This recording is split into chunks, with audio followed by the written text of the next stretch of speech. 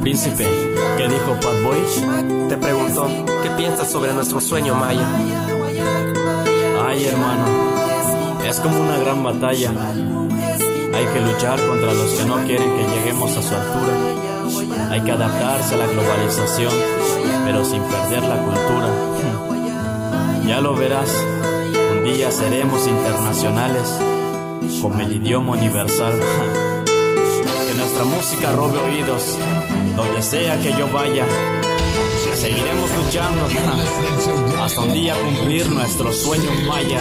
Un día tuve un sueño donde vi una gran disquera produciéndonos un disco el cual sonó en toda la tierra. Entonces vi que nuestra música robaba 1000 oídos. Luego vi que el pueblo maya ya no estaba en el olvido y tuve un sueño donde vi que caigo maya, pero levanté mis manos y lo hacé con mis agallas y le dije: no veré que el pueblo caiga, levantemos la cultura y cumplamos el sueño maya. Nuestro éxito ve al mundo y que el mundo vea a ella. Luego vi como unos mayas caminaban entre estrellas y me vieron, me hablaron y me dijeron: compartamos escenario y viajemos por un sueño.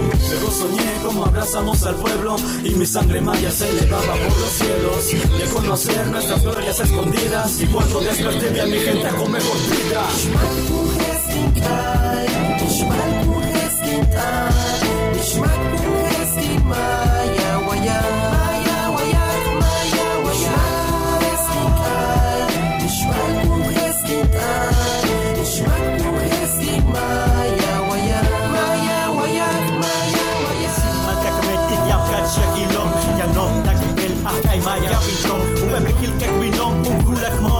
Kushanak mayat am tupad nilum lukatan an maya waya chikwestak miati kaya kutan aglum bayat kustal usumilak na hanesik mission tom dalak pala tus oking basti kashmetom kuchukak pas shiyulak ako kakolom tulak ako kabules alemanya tak Latinoamérica ni kinon shimbatesh bashe mandas taka iwapilum ilakesh le much minera lako sifilchak musical yatun lupa akabel le pache relekay yuwatik yung ko nami atubin no gostan le palawin ko bago kay koples le gustal Ishmaku heskintai Ishmaku heskintai Ishmaku heskintai